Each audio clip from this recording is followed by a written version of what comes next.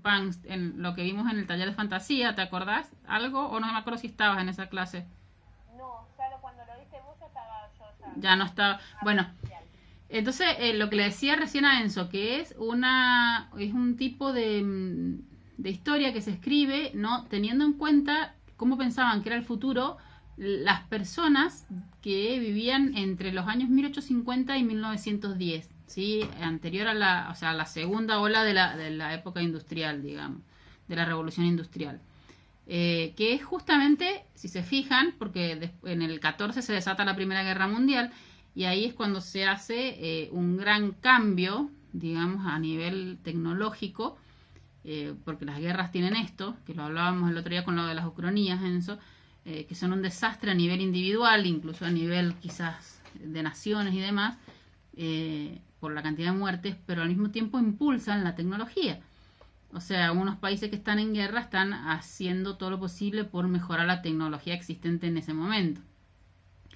Pero justamente en este periodo entre 1850 y 1910 es un periodo como de mucha, ¿cómo le llamaríamos? Como de mucha euforia, como de mucha, como mucha esperanza en el futuro. Entonces por eso nace este movimiento retrofuturista, que ahora se llama retrofuturista. En ese momento lo que se escribía era futurista, digamos, no retrofuturista. Pero que son el tipo de obras de Julio Verne. O sea, lo más característico es las obras de Julio Verne, donde se pensaba que todo este conocimiento científico iba a avanzar, avanzar, avanzar, siempre hacia un mejoramiento de la calidad de vida de los seres humanos. Que era lo que estaba pasando, porque coincide también, a ver, ellos no tenían motivo para pensar que no iba a ser así. En ese momento se estaban haciendo muchos descubrimientos a nivel de la medicina, por ejemplo, entonces nacen los primeros antibióticos, las primeras vacunas. Piensen que antes la gente se moría, o sea, la expectativa de vida era de 40 años, 45 años como mucho, o sea, yo sería una vieja, pero una viejita, o sea, no como ahora que mis hijos me dicen, soy una vieja, así sería toda una matrona, o sea, una anciana, porque obviamente al cuerpo humano las enfermedades y demás te van desgastando. Entonces, no es que te salen canas porque, o sea, salen por el estrés de tu cuerpo, y si tu cuerpo desde que vos naciste ha soportado que el sarampión, que la viruela, que la otra parálisis no sé qué, que se te caían los dientes porque no había dentista, o sea, muchas enfermedades, muchas hambrunas, no había, por ejemplo, maneras de conservar los alimentos, ¿sí? Entonces te podías morir o sufrir infecciones alimentarias en forma muy normal. Bueno, todo eso el organismo lo va como, digamos, capitalizando, capitalizando pero en negativo, entonces se termina desgastando. Entonces era lógico que la esperanza de vida no pasaba los 50 años. Y uno ya a los 30 ya era un adulto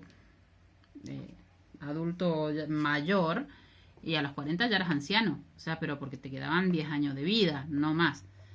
Entonces esa gente estaba viviendo un momento en el que, como les digo, todo esto, estos descubrimientos, sobre todo los descubrimientos que tenían que ver con la medicina y con la parte de la salud mental también, les hacía ver como que el futuro era prometedor. Enzo, ¿estás recongelado? ¿Estás conectado todavía? Sí. Ah, bien, bien. No, porque se te ha quedado congelada la imagen. No sabía si estabas escuchando o no. Entonces les hacía creer, ¿no? En un futuro prometedor, en un futuro esperanzador. Entonces esto es lo que tienen de diferente con el cyberpunk. El cyberpunk es más lúgubre, porque justamente es una cosa que se escribe cuando ya hemos visto lo que ha pasado, o sea, de este lado de la historia. Si bien el steampunk también ahora se escribe de este lado de la historia, pero se trata de seguir con su onda, digamos, original. Nosotros ya hemos visto lo que ha pasado de la historia, ya hemos visto de lo que es capaz el ser humano, y entonces salen estos movimientos como las ucronías o como el cyberpunk, en el cual nos planteamos más que otra cosa, o como las distopías, pero no me quiero meter con las distopías porque tiene sus propias características, pero en el cual nos replanteamos nuestras realidades diarias a través de escenarios totalmente fantasiosos, como el que hablábamos de tener implantes biomecánicos, por ejemplo, en el caso de Cyberpunk. Bien, en el caso del steampunk, se trata exclusivamente de historias escritas, como yo decía, justo antes de que se empezara a utilizar o se empezara la expansión tanto de la electricidad como de lo que es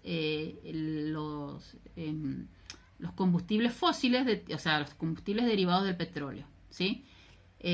Más que nada, la ambientación es la de ese momento, ¿sí? De la historia, y ahí sí es súper importante, o sea, para escribir un cuento o una novela, una narración de steampunk es muy, pero muy importante tener en cuenta esta ambientación victoriana, o sea, esto de los vestidos largos, los autos antiguos. Como les digo, es un movimiento que se extiende hasta 1910 y recién en ese momento empiezan a salir los primeros autos a nafta, pero es casi todo guiado por caballos, ¿sí? Hay mucha la electricidad como un lujo, entonces está mucho esta ambientación con lámparas de aceite, ¿sí? O la electricidad solamente a lo mejor para las calles. Entonces, bueno, es una ambientación que es importantísima en el desarrollo de la obra.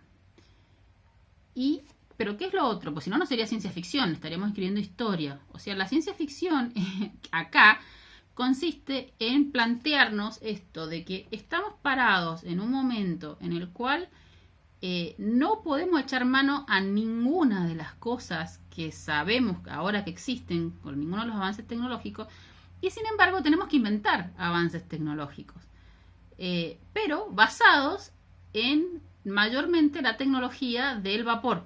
Por eso es lo de steampunk, o sea, las máquinas se movían por vapor. No sé si y el vapor a su vez se movía, se generaba en las calderas mediante el carbón.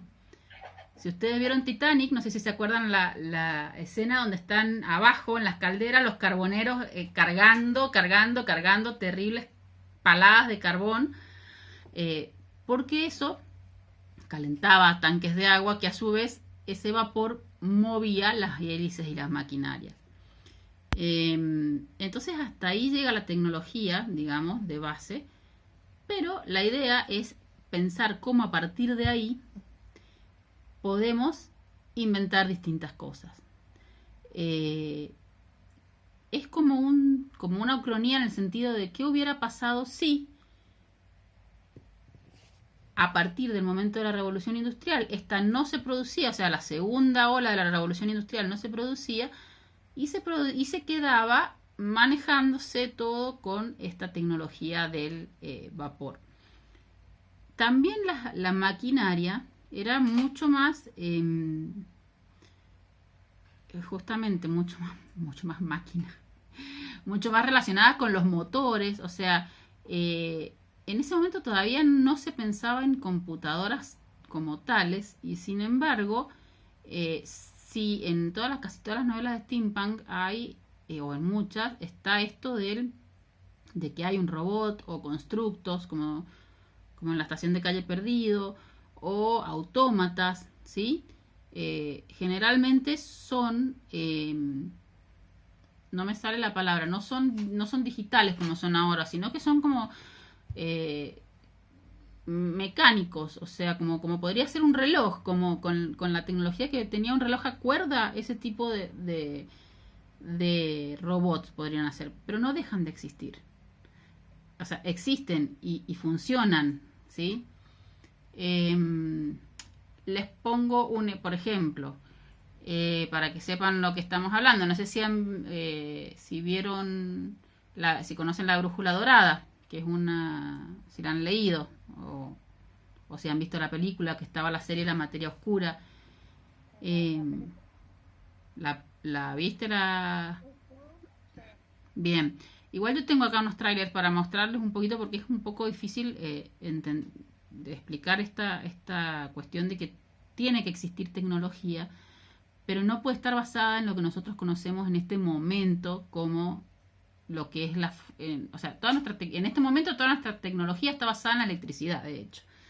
si nos quedáramos, si un pulso electromagnético nos anulara las redes eléctricas, nuestra sociedad se cae. O sea, esa es la verdad. Entonces, como en ese momento la electricidad era cara y difícil de conseguir, bueno, la tecnología es la idea de situarse en ese momento y avanzar hacia crear una sociedad que fuera que tuviera avances tecnológicos y demás, pero siempre basados en la tecnología del carbono o del vapor. Les voy a mostrar, a ver si tengo por acá los trailers. Esperen que voy a empezar compartiendo otra vez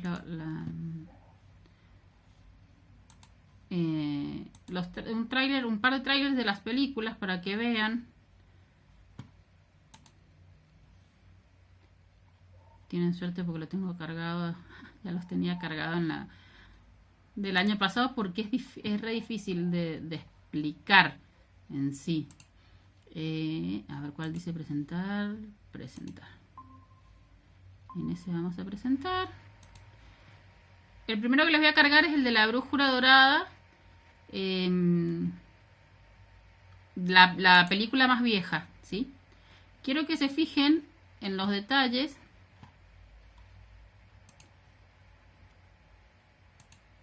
Esperen que ya empezó y no... Lo que sí me parece que el sonido no se escucha mucho. Sonido no sé por qué no se escucha. Pero fíjense la construcción, vean... Sale el Conde Dooku, no sé por qué. Ven que bueno, esa es la brújula justamente, el aletiómetro que se llama. Ven esas construcciones como muy antiguas, ¿sí? A ver si lo puedo poner.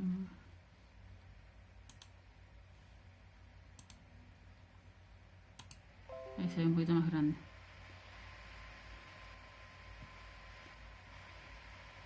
Es una lástima que no tengamos sonido. De todos modos creo que está en inglés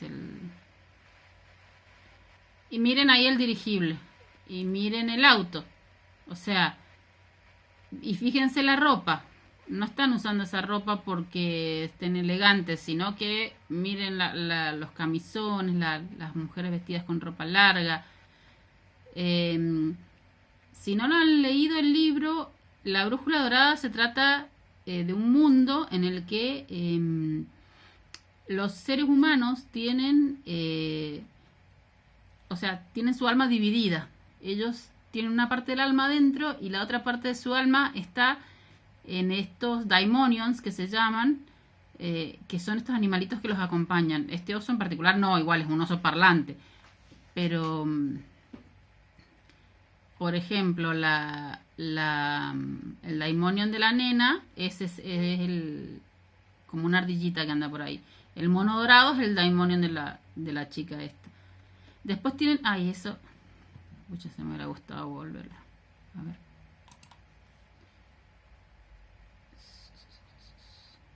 Ven ese barco volando. O sea, como que la tecnología está rara, digamos, pero está. Pucha, es que fue justo... Ah, ahí están de nuevo. Esas abejitas... No lo voy a volver. Esas abejitas que aparecían ahí eran como... vamos a frenar acá.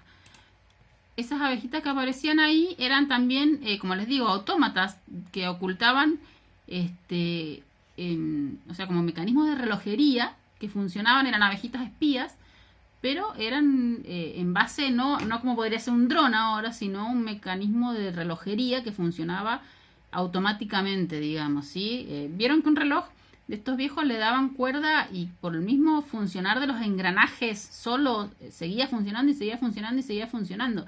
Ahí no hay magia, es un tipo de... y no había electricidad tampoco, pero es un hecho, digamos, del movimiento, una tecnología del movimiento. O sea, el mismo movimiento de un engranaje con el otro se iba generando, bueno, hasta que había que volver a darle cuerda. Nadie se ha inventado hasta el momento, ¿no es cierto? Que se usan más. Los relojes caros suelen usar. Claro. Todo eso es con reloj de pulso.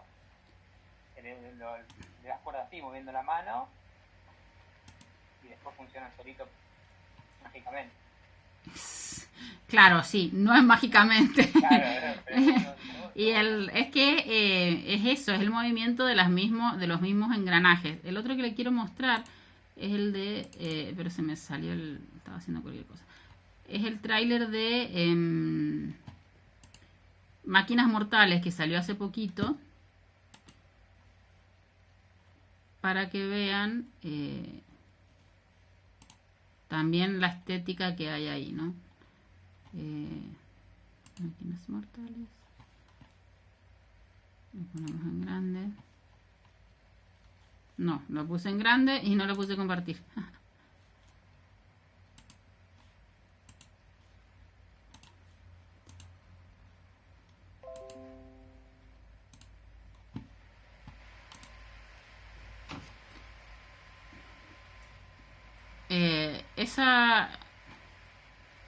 Toda esa tecnología, también es como me parece que es como un futuro, o sea, como que ya es incluso un futuro más futuro luego de nuestro presente, ¿no? Pero es más o menos lo mismo, o sea, es una tecnología en la cual no existe, casi todo está basada en el vapor. Fíjense que es muy, en las escenas hay como este vapor entre medio, sí, como humo saliendo. Y volvemos a tener las ropas y demás, que son netamente victorianas. Por más que esto es un futuro, si no me equivoco. En esta peli y en el libro, la ciudad en sí misma es una máquina. Por eso se llama Máquinas Mortales. Es que Londres decide atacarlos y algo así por el estilo. Los tubos son todos estos tubos y cosas así, las gafas de aviador, las cosas de soldador, las motos. Fíjense que se ve como hasta, no sé, como hasta graciosa la tecnología, ¿sí? Miren esas alas de esa especie de avión. Igual que el barco flotante del que les mostraba recién. Bien. No sé si más o menos queda claro de qué se trata este asunto del steampunk. O si tienen alguna pregunta, háganmela ahora, así la aclaramos antes que se pongan a trabajar, digamos. ¿Estamos? Como que está difícil el tema. A ver. Por lo que yo entendí y por lo que anoté, a ver si está bien, como que tiene que existir una tecnología que tiene que estar basada en lo que sabemos en la actualidad, o sea, tiene que tener avances tecnológicos, pero basado siempre en la tecnología de la época. Exacto. Por eso, de esa época. Por ejemplo, claro, de esa época. Por ejemplo, ¿cómo se llama esto? El barco que volaba es algo futurista, pero al mismo tiempo el barco vuela, pero se maneja con vapor. Entonces ves los vapores que salen. Entonces eso sería como un steampunk.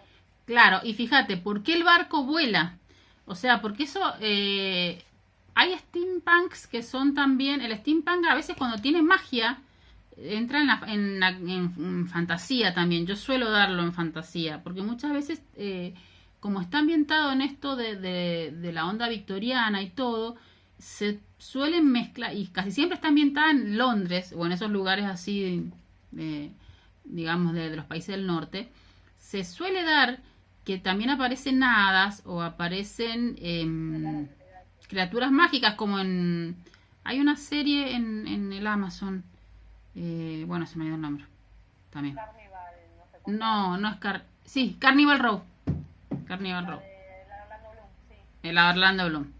Entonces ahí ya es fantasía. Si ya nos empiezan a aparecer hadas y seres mágicos y demás, es fantasía claramente. Pero si se trata solamente de maquinarias que están funcionando de acuerdo a cómo hubiera evolucionado una tecnología de ese momento, es ciencia ficción. Porque no vamos a meterle la fantasía o no funcionan porque le he hecho un polvito mágico, sino que funcionan, porque esa es la manera que tiene de funcionar esa maquinaria. Por una cosita nada más,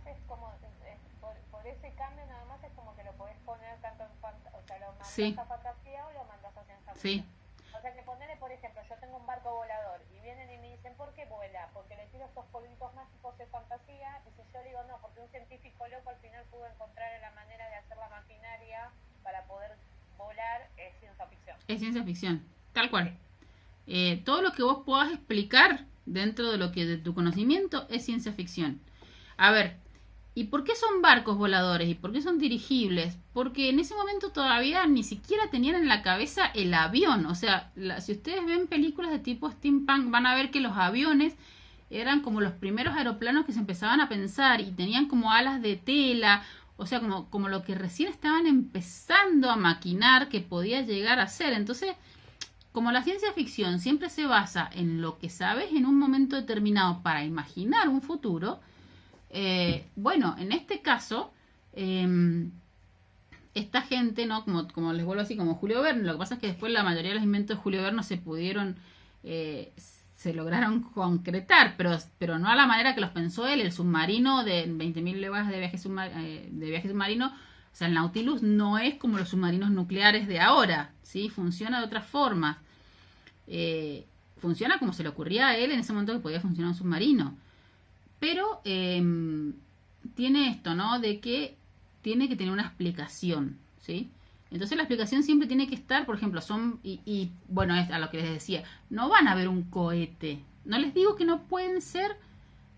Es más, incluso no sé si en el libro, que no lo he leído, pero me parece que el libro de la Tierra a la Luna, no sé si se van en un globo aerostático. O sea, manejan las cosas. El steampunk o el retrofuturismo maneja las cosas que habían en ese momento y las llevan como a un extremo. O sea, como un globo aerostático, un barco que vuela. Lo que conocían lo maximizan, digamos, tecnológicamente, para poder hacer estas historias. Y ese es el escenario, y el escenario es lo más importante. Después adentro, la historia, pueden ser romances, pueden ser búsquedas, pueden ser viajes del héroe. Hay muchas historias de steampunk. No solamente, bueno, la de la brújula dorada es netamente un viaje del héroe, de la heroína, digamos, en el caso de la nena, y también una novela de crecimiento, si se quiere, porque ella va descubriendo muchas cosas. Y ahí podríamos entrarla un poquito en el tema de la fantasía, si no fuera porque hay una explicación para esto de que los seres humanos tienen el alma dividida.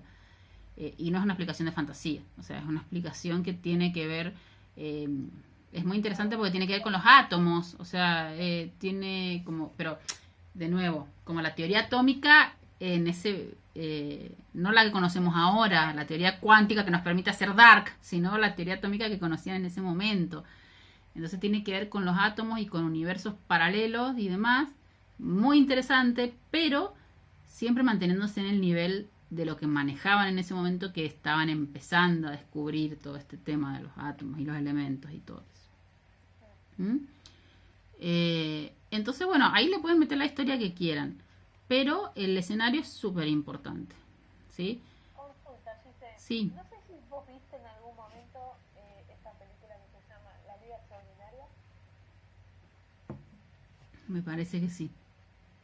Pero... ¿Por qué te pregunto? Porque es como una mezcolanza de muchos personajes y no sé cómo se ubica, si es fantasioso o de ciencia ficción. Lo que pasa es que las películas de superhéroes son como un género aparte.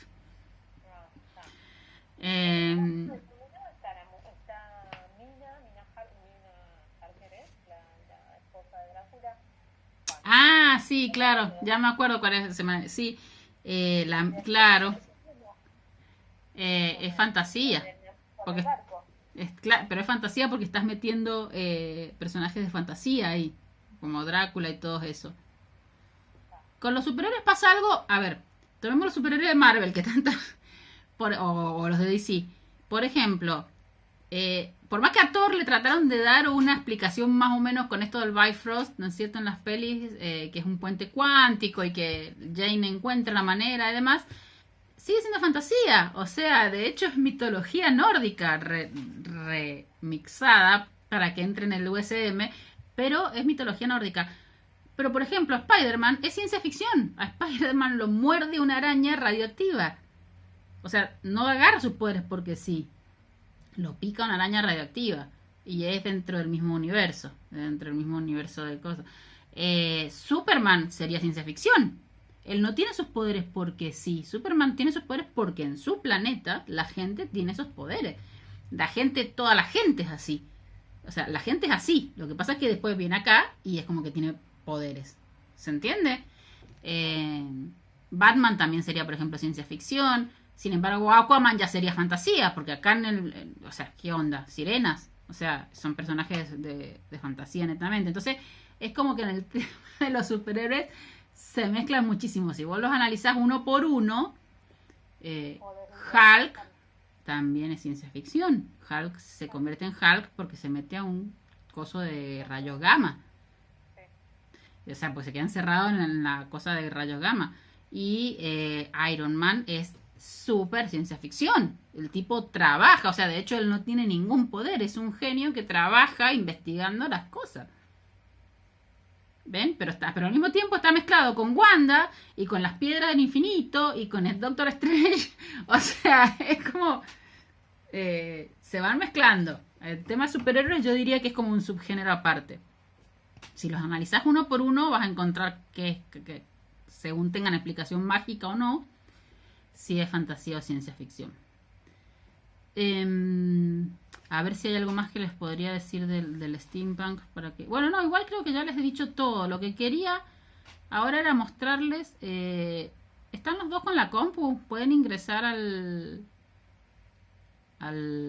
Classroom? Porque quería subirles algunas fotos que había bajado de lo que fue Argentina en el centenario, o sea, en el centenario de la Revolución de Mayo, en 1910. Si no, igual lo puedo hacer desde acá, pero... A ver. Pero es más fácil... Bueno, es más fácil subirles las fotos. Esperen, lo voy a hacer desde acá y después les subo las fotos. Vamos a compartir esto. Esto, igual lo que les voy a mostrar ahora... Vamos a empezar con el de Argentina, espera. Y esto se los voy a mostrar a propósito. ¿Por qué? Porque tiene que ver con la tarea que quiero que hagan. Compartir, presentar.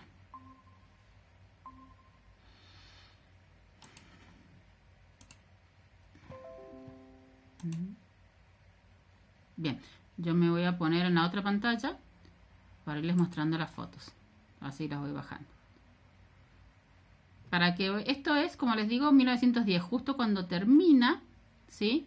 Este movimiento. Por ejemplo, miren ahí esa foto. A ver si sale la foto grande. Sí, las que voy agrandando al costado. ¿Sí? Miren, fíjense que hay un caballo, o sea, está tirado, es un carro tirado por caballos. Miren la vestimenta. Sí, toda esa, la galera, onda muy, muy colonial. Acá tenemos unas mujeres que jugaban al tenis. O sea, vean esos trajes.